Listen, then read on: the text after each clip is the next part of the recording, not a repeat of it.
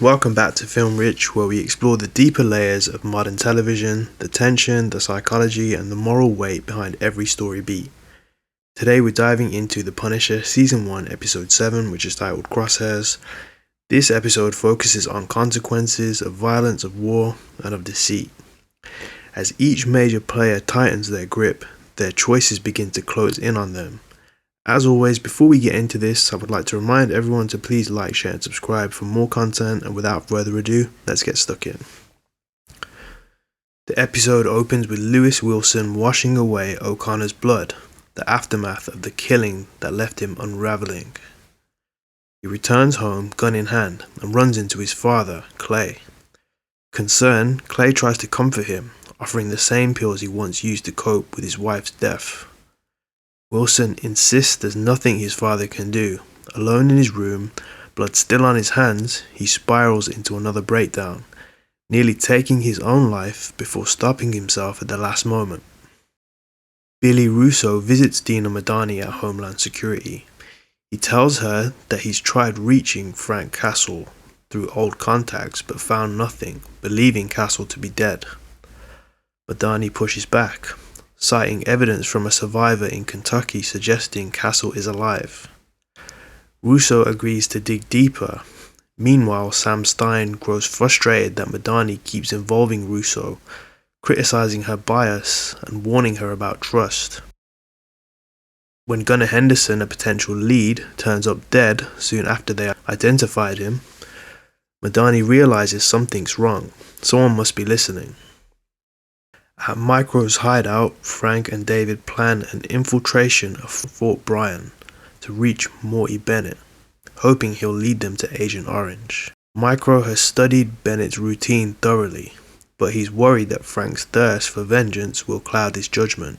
Frank bristles at the suggestion, sarcastically remarking on the absurdity of breaking into a US military base and what it might take to get out alive. Billy Russo meets CIA operative William Rawlins at a safe house. Russo updates him on Madani's stalled investigation, noting that without Henderson, she has no viable leads. Rawlins is very angry Russo didn't kill Castle when he had the chance. Russo defends himself, reminding Rawlins that he once saved his life in Kandahar. They both know Castle is after Bennett, but Rawley coldly decides not to warn him, reasoning that Bennett might panic or confess if he's spooked.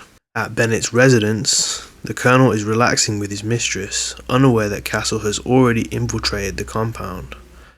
With Micro guiding him remotely, Frank bursts in, confronting Bennett. The mistress triggers a silent alarm, bringing an Anvil response team led by Russo waiting in ambush. It's a tightly choreographed sequence. Castle uses a smoke grenade to disorient the room and takes out the agents one by one, effectively but non-lethally. Meanwhile, Micro plants a tracker on Bennett's phone. Frank escapes before Russo can land a shot. On his way out, he is stopped by a soldier and forces to shoot him non-lethally to avoid capture. Back home, Clay Wilson watches television with his son. He tries again to reach him, telling Lewis that it's time to move on and live a normal life. But Lewis confesses that the war never really ended for him, that he's done terrible things he can't forget. Clay insists that fight is over, urging him to start living for himself. Instead, Lewis visits a local store, quietly buying supplies for bombs, the same kind he'll assemble later at O'Connor's house. Russo brings Bennett to the CIA safe house where he confronts Rawlins, furious at being used as a bait to lure Castle.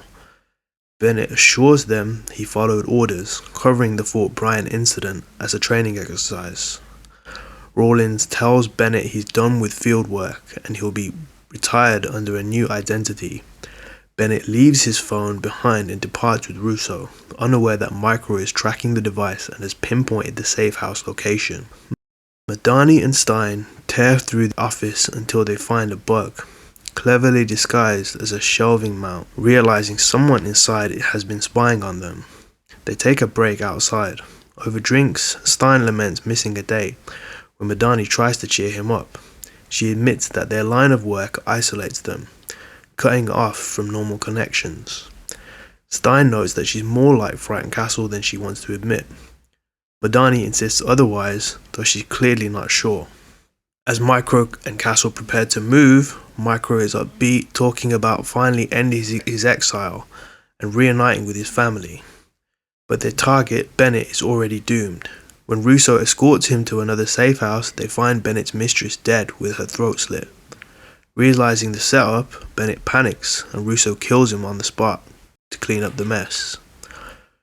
Russo reports back to Rawlins, who now stands in front of a window at the CIA facility.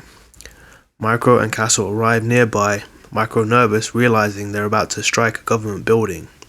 Castle sets up a sniper position and fires back at Rawlins. The shot lands and the blueprint glass saves him. The alarm blares and Castle and Micro are forced to retreat as the CIA compound locks down, ending the episode in chaos and uncertainty. Crosshairs captures the Punisher at its most methodical, a story of deception tightening around every character. Frank edges closer to the man behind his family's murder, but the links between ally and enemy grow thinner, and each move, meanwhile, Lewis Wilson's descent shows the lingering cost of violence that never truly ends. Thanks for watching. If you enjoyed this detailed recap of the Punisher, be sure to like, share and subscribe, and join us next time as we continue tracing Frank Castle's war, one that's as much internal as it is external.